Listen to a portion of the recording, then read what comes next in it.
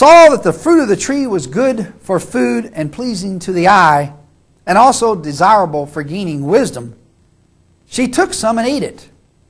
She also gave some to her husband, who was with her, and he ate it." Unquote. As was discussed earlier, if God's work is perfect, and part of His work is Adam and Eve, then they were perfect also. How then could they have sinned?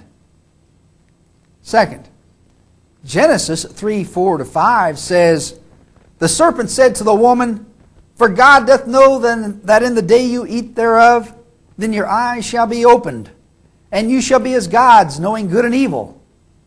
And in Genesis 3:22, God said, "Man has become as one of us to know good and evil." In effect, in Genesis 3:22, God is saying the serpent told the truth when he said that man would learn good and evil. And biblicist must reconcile this with John 8:44, which says the devil is incapable of telling the truth. John 8:44 states, "You belong to your father the devil. He was a murderer from the beginning, not holding to the truth, for there is no truth in him.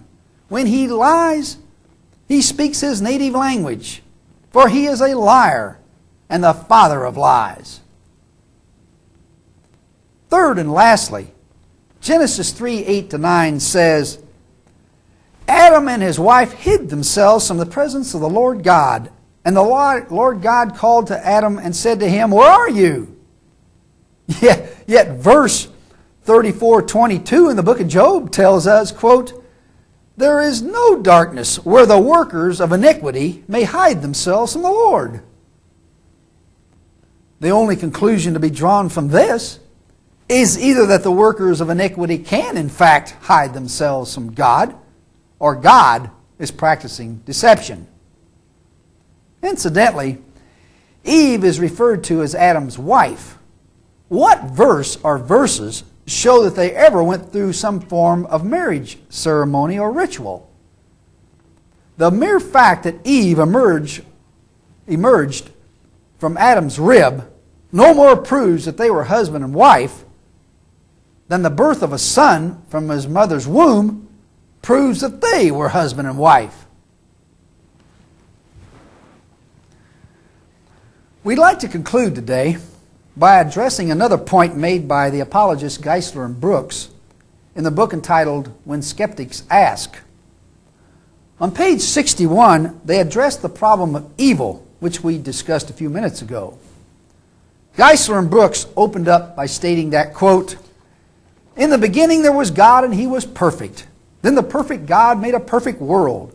So how did evil come into the picture? Let's summarize this problem this way." Geisler's a philosophy professor and he likes syllogisms. A, every creature God made is perfect. B, but perfect creatures cannot do what is imperfect. C, so every creature God made cannot do what is imperfect. But if Adam and Eve were perfect, how did they fall? They're still speaking, of course. Don't blame it on the snake, because that just backs up the question one step. Didn't God make the snake perfect too? One of the things that makes men morally perfect is freedom. We have a real choice about what we do. But in making us that way, God also allowed for the possibility of evil. He created the fact of freedom. We perform the acts of freedom. He made evil possible. We men make evil actual. Imperfection came through the abuse of our moral perfection as free creatures. Unquote, Geisler and Brooks. These men strangled themselves with their own syllogism. The second premise states that perfect creatures cannot do what is imperfect. Then they turn around and say that they can do what is imperfect because they have freedom of choice. Now, which is it? Are they free or aren't they? When they use the word cannot in the second premise, they slam the door shut on any escape and entangled themselves in an airtight predicament. I don't care how much freedom Adam and Eve had. The second premise says they can't do it.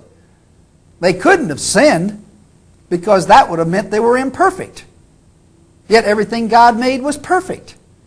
So how could they have sinned, and where did evil come from? We're back to square one. That completes our presentation. And please join us later for the 74th edition of Biblical Errancy Commentary, when we'll continue showing why the Bible is nothing more than the flawed composition of some fallible human beings. Thank you for listening.